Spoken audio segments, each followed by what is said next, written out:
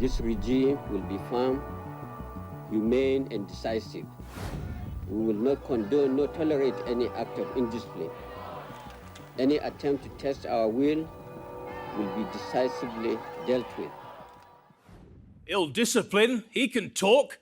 Nigeria's late president, some say dictator, took billions out of the country and stashed it in bank accounts all over the world. Well, some of it's been found on the tiny island of Jersey and has been seized. Who should get that money now, and how did it get there in the first place? We'll get to all of that in a moment, but first, a quick introduction to the man himself, General Sani Abacha. This regime will be firm, humane, and decisive. We will not condone nor tolerate any act of indiscipline. Any attempt to test our will be decisively dealt with. Sani Abacha seized power in 1993 after overthrowing a transitional government. He ruled Nigeria with absolute powers between 1993 and 1998.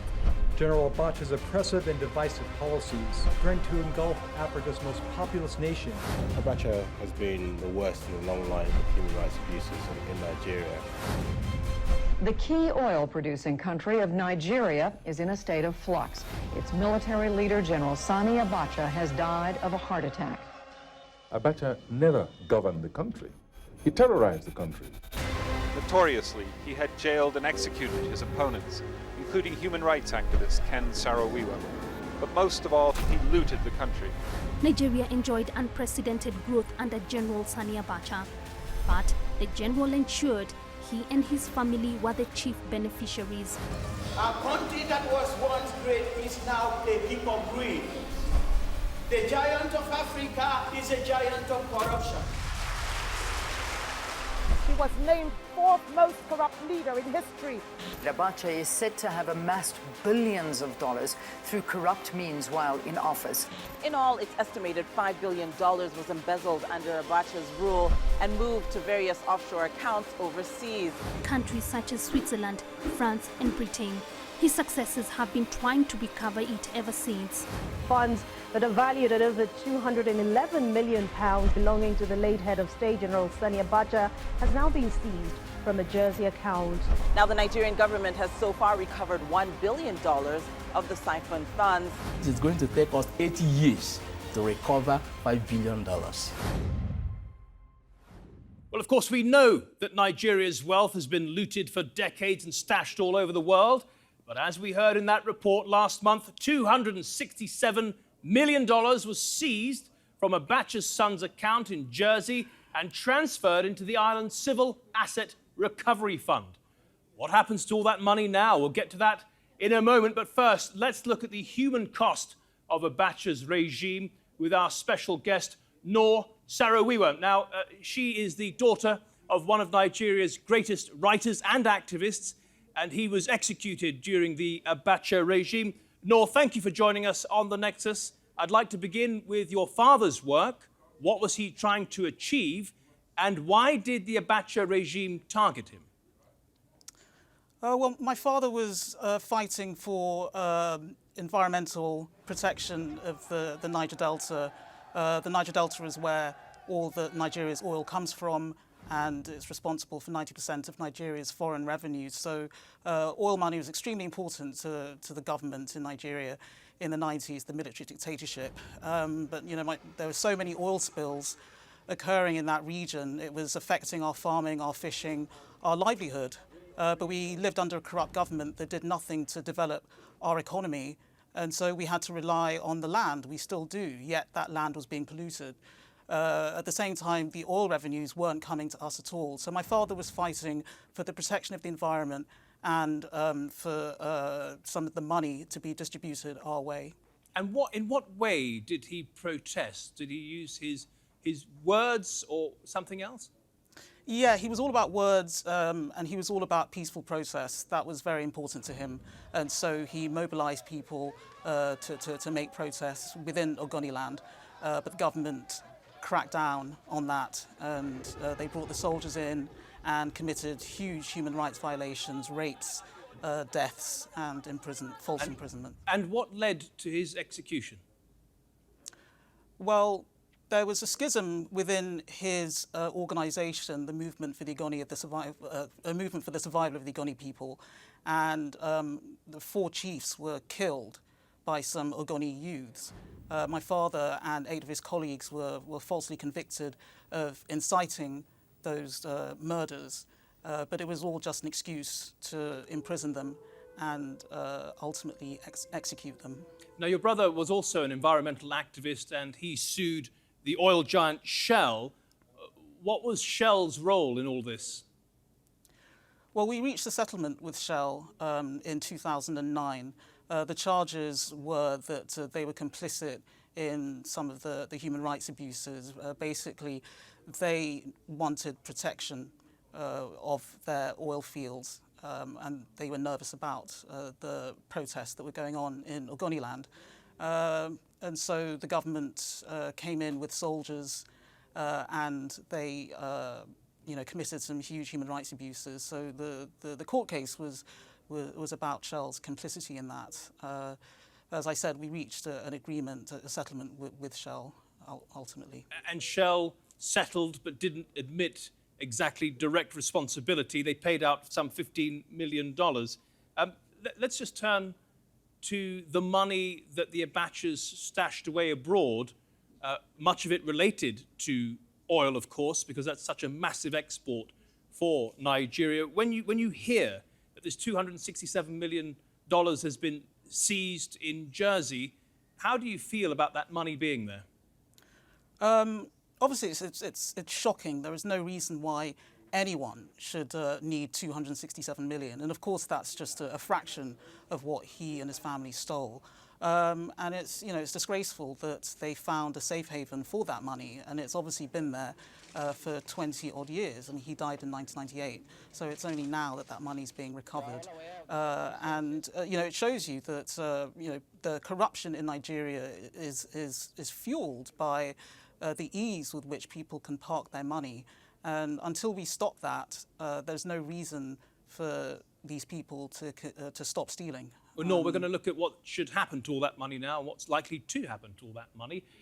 The account, which is actually in the name of a shell company listed in the British Virgin Islands, was frozen at the request of US authorities in 2014, as much of it had been laundered through the US banking system.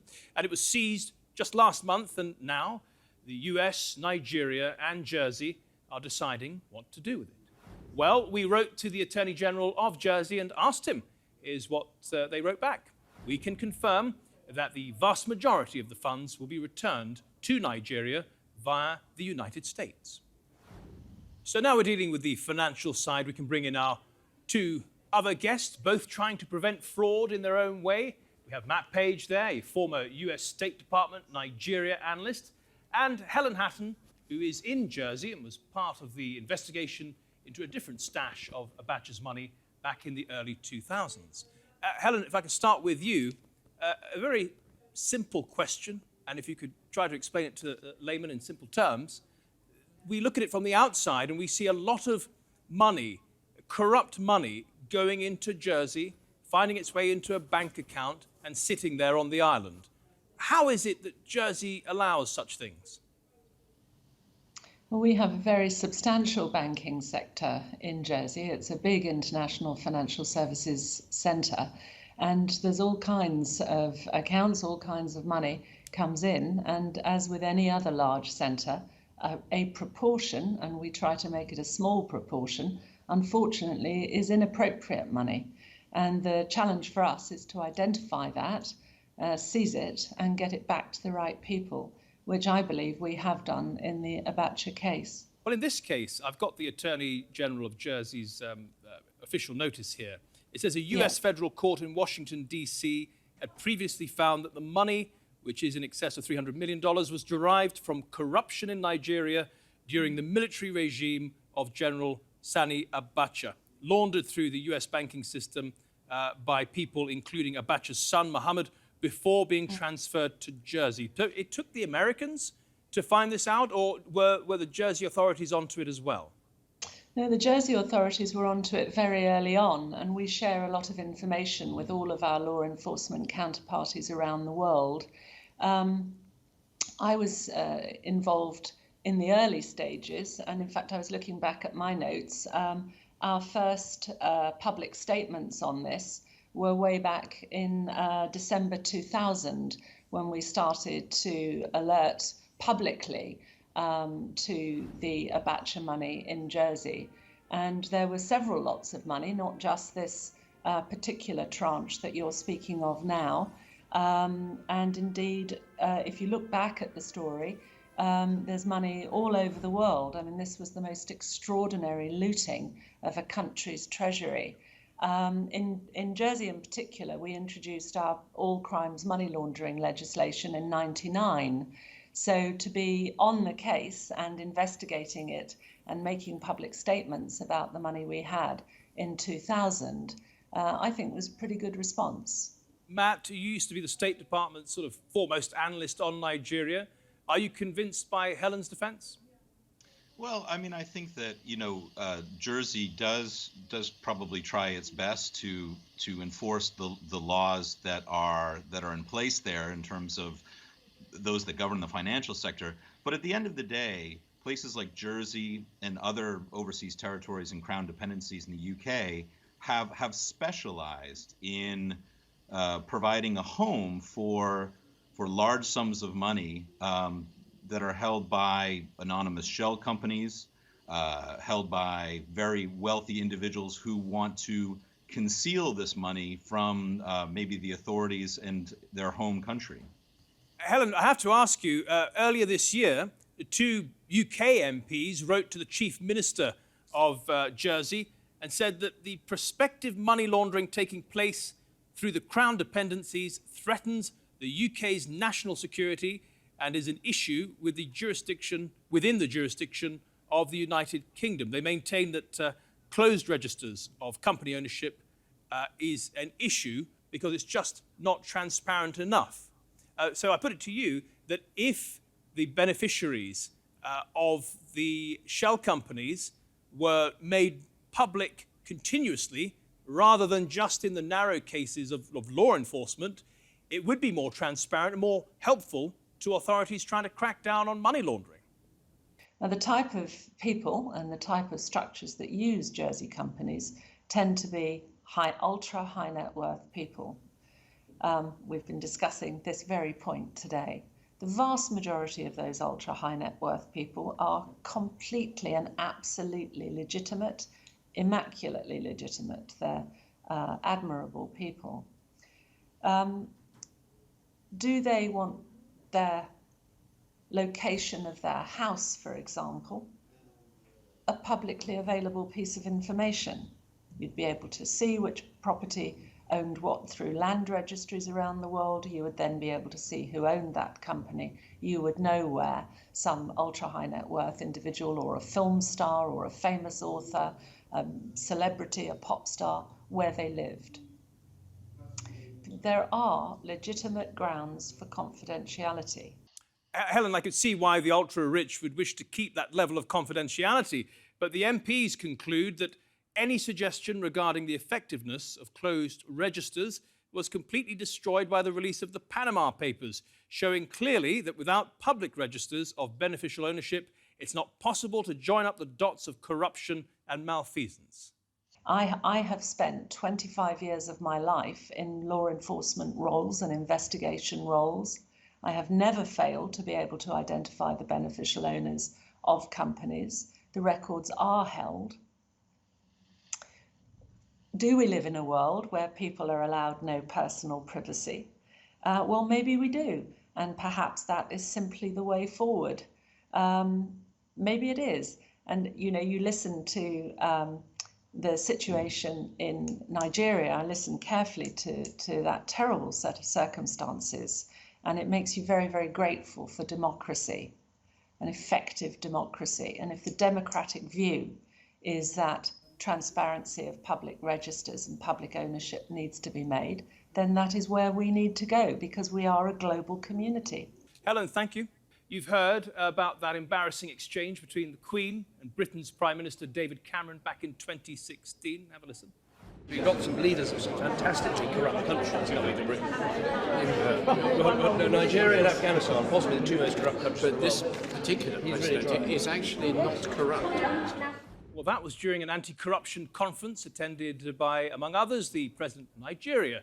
Understandably, he was pretty cross about that remark, and he swiftly issued this rebuke.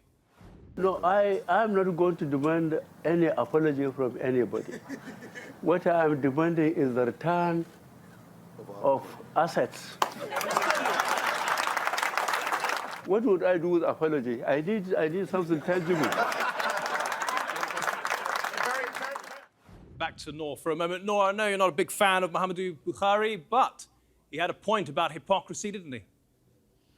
Yeah, I mean, corruption comes in different forms. In Nigeria, the corruption is more obvious in that, you know, people don't have basic amenities, and the government takes a lot of the revenue and doesn't spend it on its people. But obviously, corruption in the West, you could say it's more insidious, it's more hidden, and I think ultimately, you know, it can be harder to deal with that sort of corruption. Matt, it's a bit rich, isn't it, with the British Prime Minister there back in the day? A couple of Prime Ministers back, though, but that's the attitude, isn't it, in the West? I think what's amazing about Cameron's comment, of course, is that the UK financial system, as we were discussing earlier, is keen to get hold of this type of dirty money and provides a system, whether it be sort of the ease of buying property in London using a company that is registered in the British Virgin Islands and concealing and laundering money in that way, or holding cash in offshore bank accounts. These all sort of are keys to the success and wealth of Britain's financial sector. So it's ironic that he's talking about Nigeria being corrupt when Britain itself facilitates that corruption in a very significant way.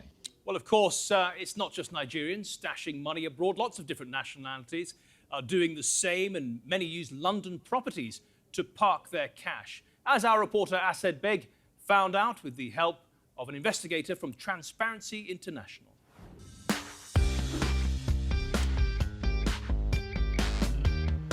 It's the playground of Russian oligarchs, former Pakistani prime ministers, and anyone else with millions to put into overpriced property in the UK's capital. With the help of Ben from Transparency International, we took a look around London in some of the most desirable areas to see what you can get for your dirty money. First up, Whitehall Court. Suspected owner Igor Shavalov, former Russian first deputy prime minister. Estimated value $14.3 million. Now, what's curious about this is that at the time that he bought this property for £11.4 million, Mr. Shavalov was earning £112,000 a year.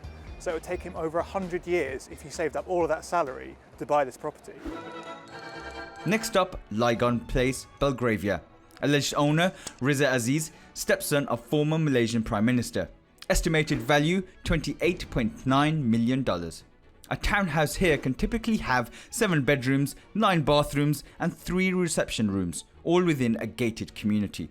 Riza Aziz allegedly bought this property through a holding company he set up in the British Virgin Islands. In the BVI, you can set up a company and the ownership of that is hidden from public view. And across the UK, there are 87,000 properties owned like this. Finally to Park Lane, and there's plenty of wealth on show around here. Avonfield House, estimated value $10 million. Suspected owner Nawaz Sharif, former Prime Minister of Pakistan. Here he's knocked through 4 apartments to make a nice little palace for the Sharif family.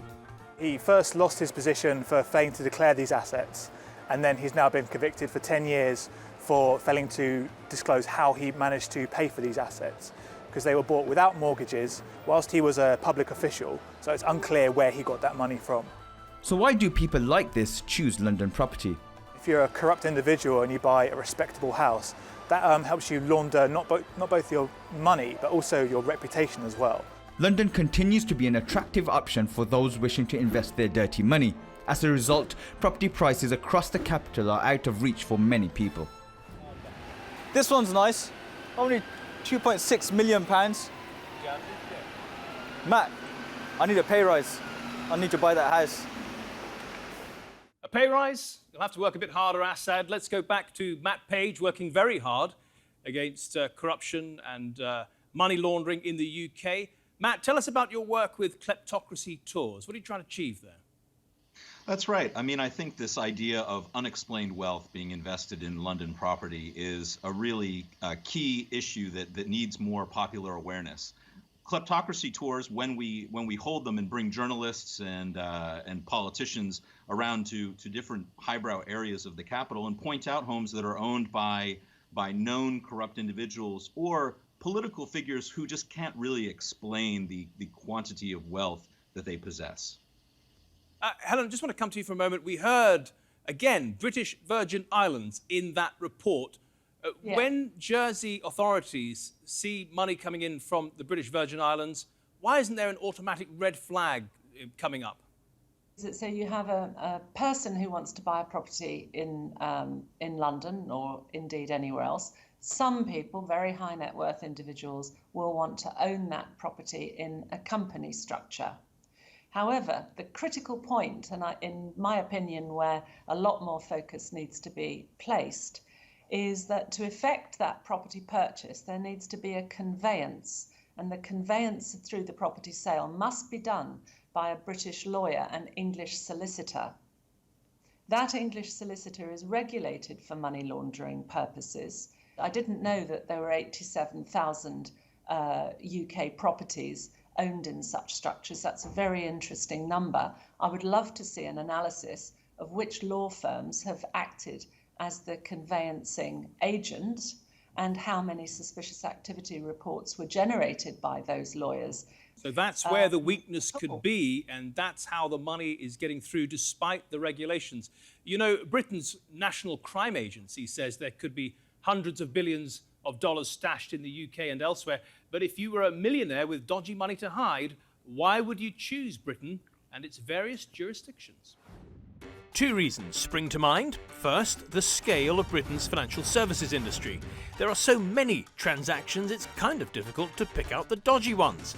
Second, Britain's links to secretive offshore jurisdictions in overseas territories. Basically, islands left over from the British Empire, where wealthy individuals can set up anonymous companies. For example, in the British Virgin Islands, it's estimated that over 1,000 companies have been implicated in cases of corruption and money laundering over the last 30 years. The total value around $300 billion. The highest number of those cases coming from Russia, Ukraine, Kazakhstan, then Nigeria, and finally Azerbaijan. The money is then moved on to the next destination. For example, the United Kingdom, where it's estimated some 87,000 properties are owned by companies registered in overseas territories. Like this house in Surrey, an affluent county just outside of London. Back in 2016, this was the home of Ahmed Mahmoud Azwai, one of Colonel Gaddafi's henchmen. An investigation by BuzzFeed News found the property was bought by a company called ATT Universal Holdings Limited, based in, you guessed it, the British Virgin Islands. The company was actually owned by Azwai and another official in the Gaddafi regime, both of whom moved to Britain after Gaddafi was killed in 2011. Back to Matt Page now for a minute. Matt, in your campaigning in the United Kingdom, have you seen progress at all? Well, I think the introduction of the unexplained wealth orders is a really positive development. But I think one of the points that Helen made there about the lack of enforcement is really key. So Britain in many ways has the laws and regulations and, at least on paper, the regulatory structures to police different parts of the financial system which kleptocrats take advantage of. The real fundamental problem is, however, that those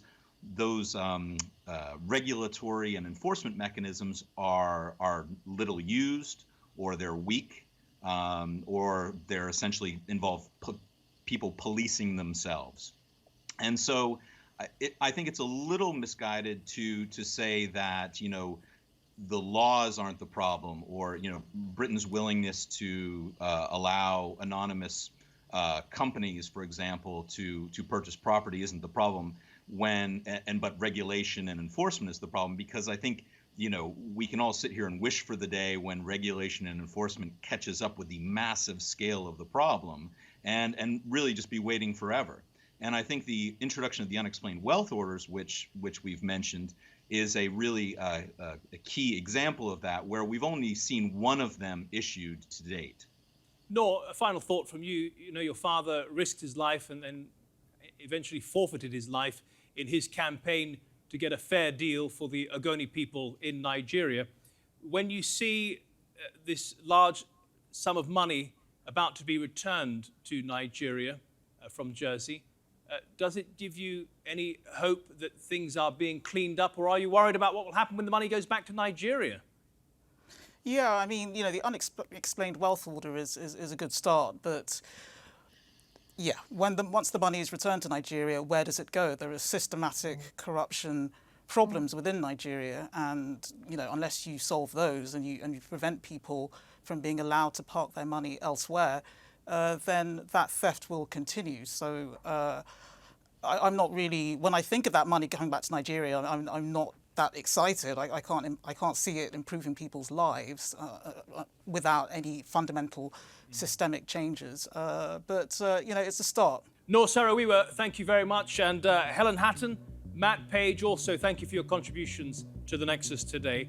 And thank you for watching. Remember, you can see this and all our previous episodes on our YouTube channel. But for now, goodbye. See you next week.